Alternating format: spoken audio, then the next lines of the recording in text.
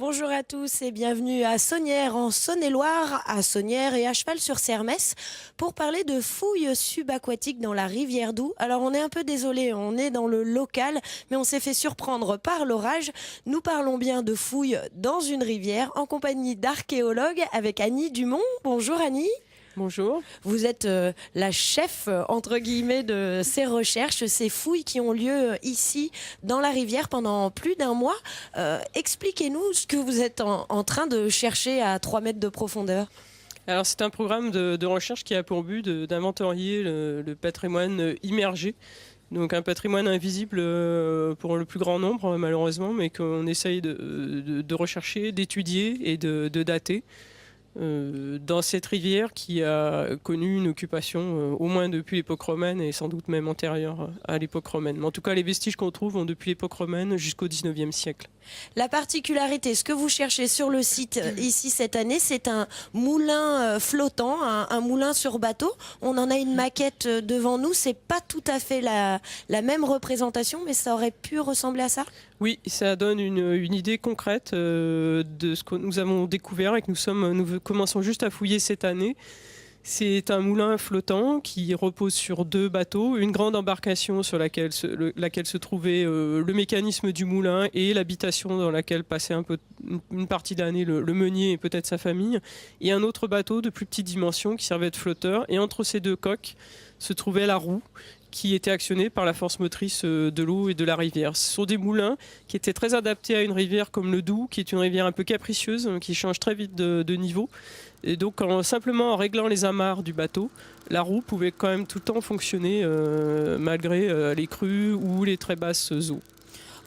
J'introduis du coup mon deuxième invité, Louis Bonamour. Bonjour. Bonjour. Vous êtes le local ici de l'étape. Vous êtes l'ancien conservateur du musée d'Onon à Chalon-sur-Saône. Vous avez beaucoup travaillé sur la Saône, sur le Doubs. Des moulins comme celui-ci, il y en avait beaucoup dans nos rivières, dans nos fleuves. Il y en avait beaucoup sur le Doubs, peu sur la Saône, parce que la Saône n'a pas assez de courant. Donc il y en avait quelques-uns, mais pour les faire bouger, pour faire tourner la roue, on était obligé de faire des aménagements spécifiques, de rétrécir le lit de la rivière avec des sortes de grands V faits avec des clayonnages. D'accord.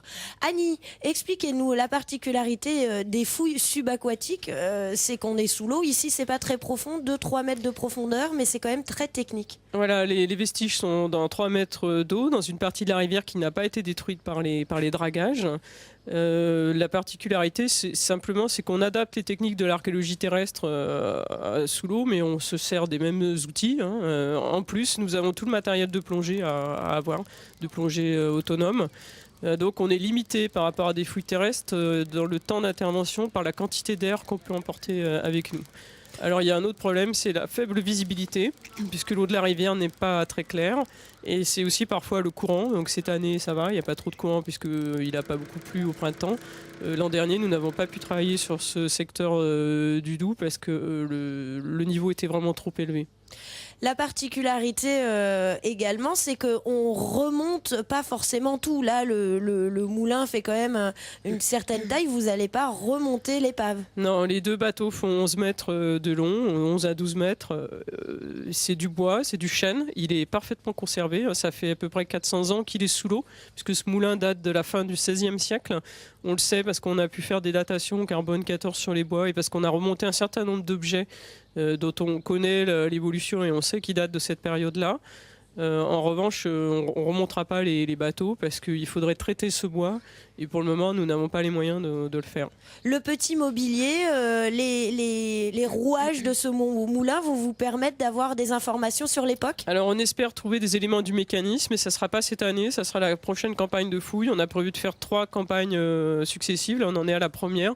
Pour le moment on fouille la petite épave, la petite coque de bateau, qui servait plutôt de stabilisateur. Il y a quand même déjà pas mal de bois travaillé, de céramique, d'éléments de la vie quotidienne en fait du meunier et peut-être de sa famille. Il y a aussi des balances qui servaient probablement à peser peut-être des paniers de poissons parce que le meunier souvent rentabiliser entre guillemets son installation. À l'avant, Louis a dit tout à l'heure qu'il y avait des digues qui servaient aussi pour piéger le poisson.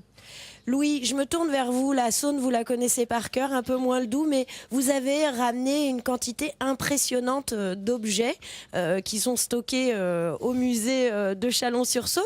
On trouve des choses de toutes les époques. Comment ça se fait ? Oui, la Saône est très riche et puis nous avons travaillé pendant 20 ans en Saône, après les dragages qui eux-mêmes avaient amené énormément de découvertes.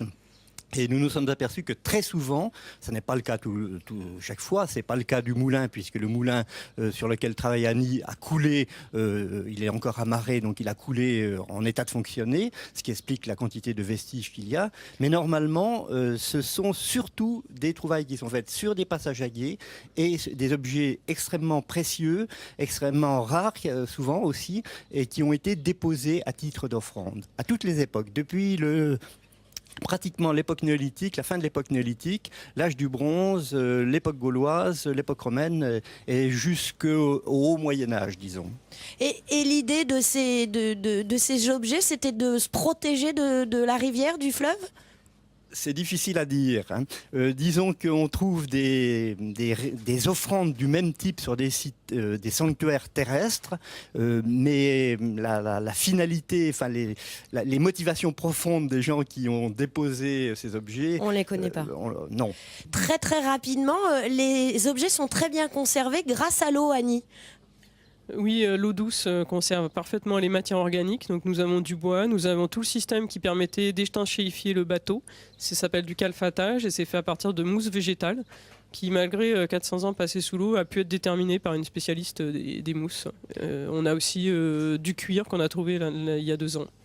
Eh bien, je vous remercie à tous les deux. Bonne fouille à vous, Annie, jusqu'à la fin du mois jusqu'à la mi-juillet. En tout cas, on suivra ça avec attention car c'est notre patrimoine local en Bourgogne et en Franche-Comté. Merci beaucoup.